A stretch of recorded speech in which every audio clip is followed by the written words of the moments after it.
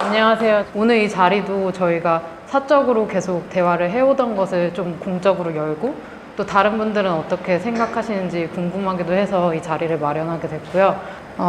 제가 생각할 때 이번 김시비 작가의 개인전은 이전에 해왔던 전작들이 집대성된 전시라고 보이거든요. 저희가 대화를 시작하기 전에 그 전에 김시비 작가가 보여줬던 작품에 대해서 간단하게 프레젠테이션을 하고 본격적으로 대화를 시작하도록 하겠습니다.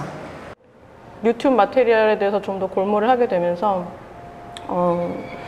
전쟁 테마로 좀 조사를 계속 하고 있었는데, 그러니까 전쟁 자체가 우리가 겪고 자란 세대가 아니기 때문에 언제나 우리의 전쟁에 대한 생각은 미디어를 통해서만 상상할 수 있는 이미지들로 이루어져 있잖아요. 그래서 우리가 이곳에서 버튼을 눌렀을 때 저쪽에서 누군가 폭발을 당하고 뭐 이런 상상들을 해보다가 이 거리 사이에는 어떤 이미지들이 존재하는가.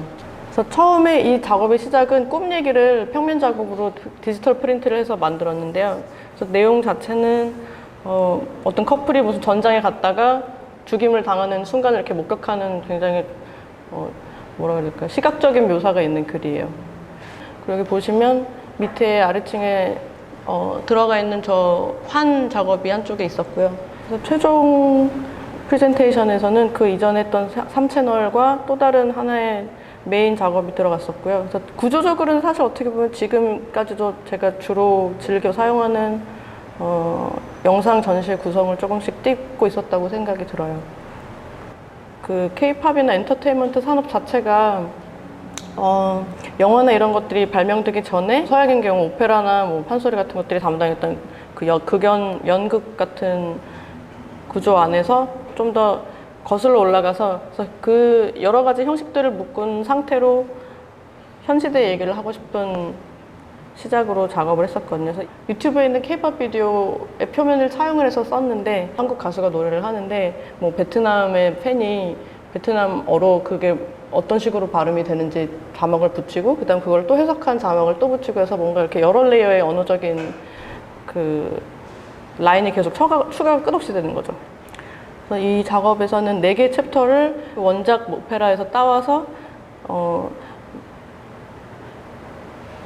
강정마을의 제주 해군기지 문제라든지 아니면 젠트리피케이션 문제라든지 이런 부분들을 각 챕터에 대입을 시켜서 이상한 미래 금지곡을 만들어 버렸어요.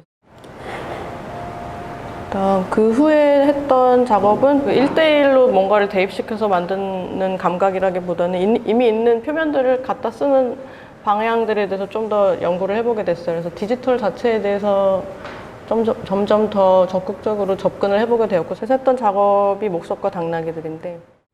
The missions will be brought to you by voice, by dialogues, by text, and by images.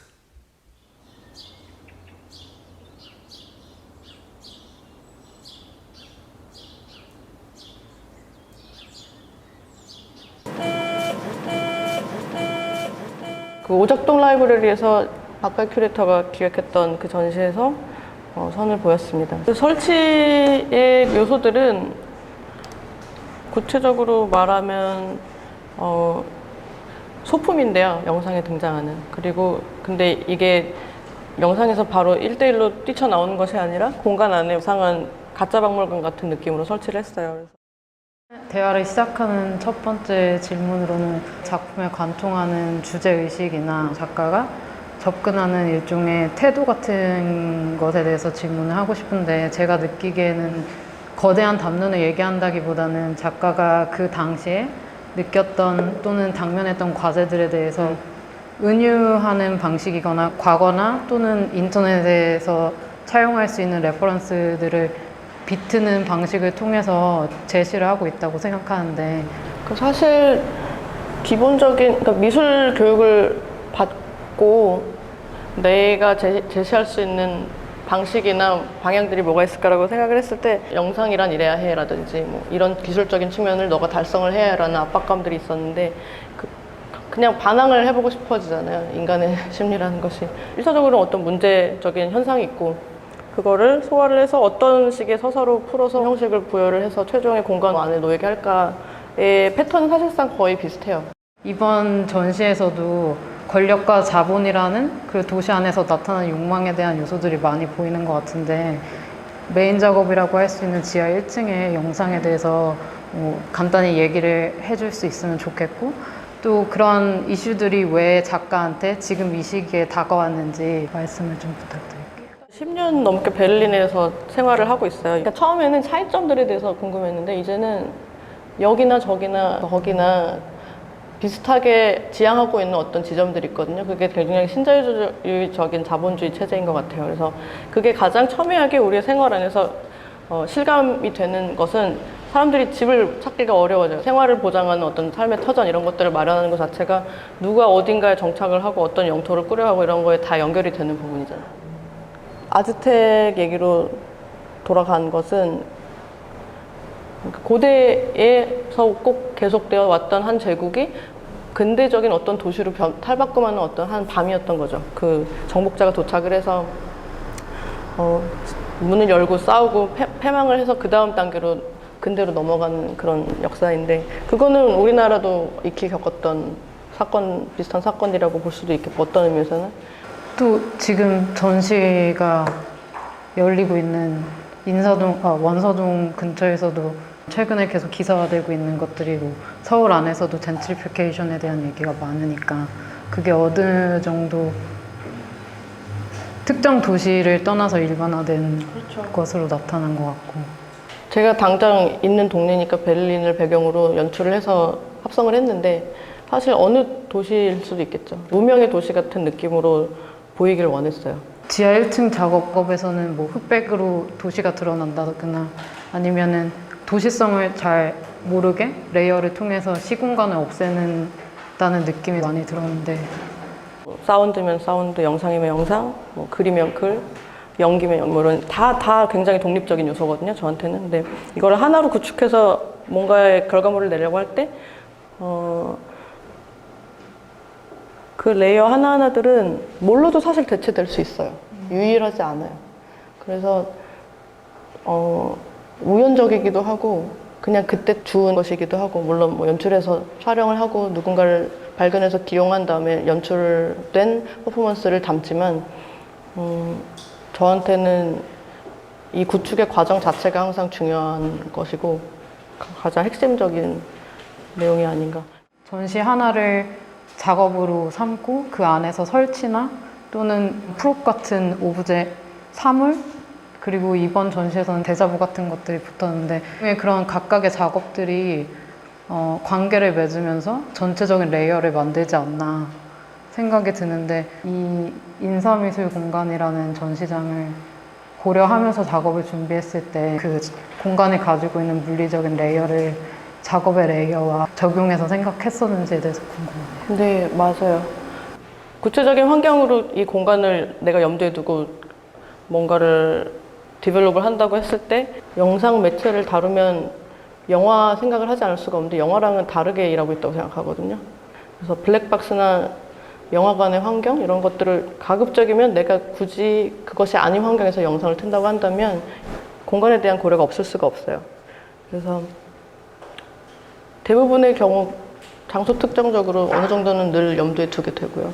공간에 대한 작가의 고려뿐만 아니라 여러분들이 아마 가지고 계실 수도 있는데 리더에서도 일종의 바탕이 되면서도 축적된 레이어가 보인다고 생각을 하는데 지금 필진이 3분이 참여하셨잖아요. 그래서 리더에서 이제 표면에 대한 얘기를 하고 있는 게 히토의 아티클인데 그 아티클에서 보면은 그 가난한 이미지라고 대변되는 것이 결국에는 자본주의와 연결이 되어 있고 현 시대에서 이미지를 다루는 작가나 또는 누구든 어떤 생산자든 그 현실을 벗어날 수 없다라는 얘기를 하고 있는데 전작에서도 그런 식의 적용이 일어났었지만 이번 작업이 또 도시 안에 도시로 투영되는 자본주의라는 내용적인 측면에서 지금 작가가 사용하고 있는 표면이 또 잘 맞아 떨어지지 않았나.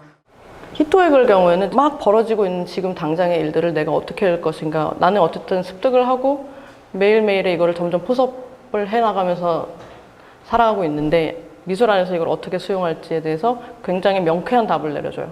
디지털 표면, 인터넷, 링크되어 있는 모든 것들, 이 세계와 저 세계 사이의 여러 공간, 그리고 여백이 없는 모든 링크들, 이런 것들은 사실상 작업에는 굉장히 풍요로운 바탕이 될 수가 있거든요. 그리고 마테오 파스키넬리도 동물원이라는 책을 국내에 발간을 했어요. 저한테 근래에 있어서 중요한 영향이 되었죠. 이 책 자체는 독립적으로 그냥 읽는 어떤 읽을거리이면서 이걸 읽었을 때 전시가 좀 더 증폭될 수 있으면 좋겠다 하는 마음으로 만들었고요.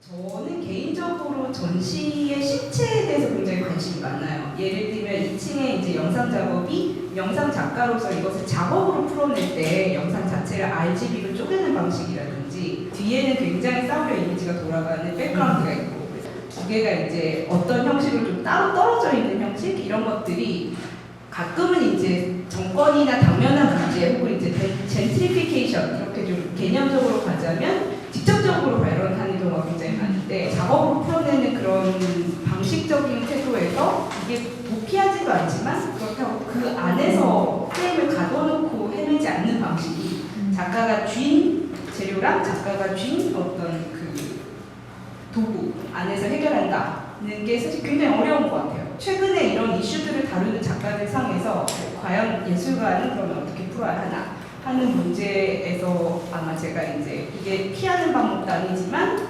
굉장히 이렇게 교묘하게 대면하게 만든다 하는 생각이 좀 들어서 사실 저한테는 보이스톡이나 그 데이터로 오는 이메일이랑 영상들을 상상하는 과정에서 굉장히 좀 그런 부분이 있었던 것 같아요.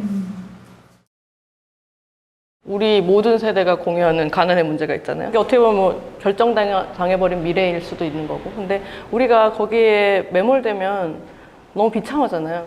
저는 가난이라는 말을 기존에 있는 가치 판단의 안에서 맥락 안에 놓지 않아도 된다고 믿고 싶어요. 이 책 안에서도 그 글 안에 자체적인 이제 정의가 나오거든요. 그래서 끊임없이 열화되고 끊임없이 복제되고 디지털을 통해서만 가능한 이 가난화 과정의 조건들. 그렇다면 부유한 이미지는 무엇인가? 뭐 아바타 같은 거? 극도의 기술적인, 재정적인 시스템 안으로 더 고도화돼 버리는 한편으로 완전히 유실되었던 것들이 다시 디지털 아카이브로 막 되살아나고 막 옛날 역사적인 자료들이 재림하고 디지털로 그런 큰 상극에 대해서 잘 분석을 한 글인 것 같아요. 디지털이 저한테 굉장히 밀착돼 있고 영상 언어에 굉장히 뗄래 뗄 수 없는 요소로 저한테는 들어있어요. 그리고 그 디지털 영상을 만들면서 계속 시간이 가면서 보니까 이게 끊임없이 발달을 하잖아요. 뭐 기술적인 조건 및 뭐 네트워킹의 양상과 뭐 빅데이터 이런 거 다 새로운 문제들이 막 등장하기 시작하죠. 그래서 우리가 겪어본 적이 없는 문제들인 거예요. 이 환경과 동시에 벌어지고 있는 또 다른 차원의 정치, 사회, 뭐 문화적인 문제들은 저는 멀지 않은 것 같아요. 왜냐하면 이 일들이 다 지금 여기서 벌어지고 있잖아요. 그래서 어떻게든 다 있는 것 같아요. 제가 구사하는 디지털 기술들은 초고가의 막 굉장히 세련된 이런 기술은 하나도 없어요. 그것도 이미 노출을 시키고 있고 그것도 제 만듦새의 한 부분이라고 인정을 하는데 프린트스크린 처리를 할 때는 뭔가 좀 지저분하게 남겨놓고 뭐 이런 식으로 항상 거기에 걸맞는 무언가를 유비하고 싶은 욕심이 있어요. 그 균형 맞추는 게 중요한 것 같고 그렇게 하면 사실 그 링킹을 내가 어떻게 할 것이냐에 달린 것이기 때문에 제 작업에서 서사의 역할이라는 게 하나는 출입구예요. 그걸 열어놓는 한 가지의 통로 중에 가장 잘 작동하는 게 서사이더라고요. 제 전례들을 되돌려 봤을 때. 그래서 영상 안에 사실 서사를 굳이 집어넣는 게 어떻게 보면 약간 뭐랄까 더 클래식한 접근일 수도 있는데 그러니까 이미지는 언제나 그 자체로 이야기를 할 거예요, 아마. 그 표면을 통해서, 그 구성을 통해서 지금 당장 동원해서 구사할 수 있는 가까운 표면이 이 디지털 표면이고 만약에 5년, 10년 후에 뭔가 신기술이 나와서 보급이 돼가지고 이게 컨슈머 레벨에서 내가 소비할 수 있어. 그럼 전 소비할 것 같아요. 그래서 초반에 얘기했듯이 사실은 대체 가능한 기제들이에요. 그러니까 장비나 기술이라는 게 그 중단되잖아요. 다음으로 넘어가기 위해서. 나한테 뭐 8mm, 16mm가 중요해. 그거에 막 영롱한 이런 탁탁탁탁 소리 나는 이런 영상기가 필요해. 이런 식으로는 작업을 안 해도 될 것 같아요, 저는.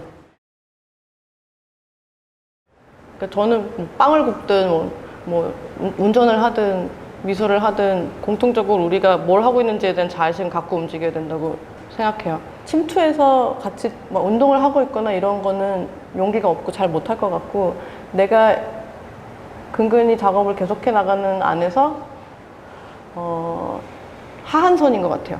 내가 적어도 드러내고 싶은, 그래서 그런 정도의 사명감을 가지고 하는 발언들이고요. 그리고 사실 자세하게 모르지만 아주 명확한 목표를 가지고 미술이나 뭐 영화의 언어로 뛰어들 수 있잖아요, 현장에. 뭐 여러 현장에.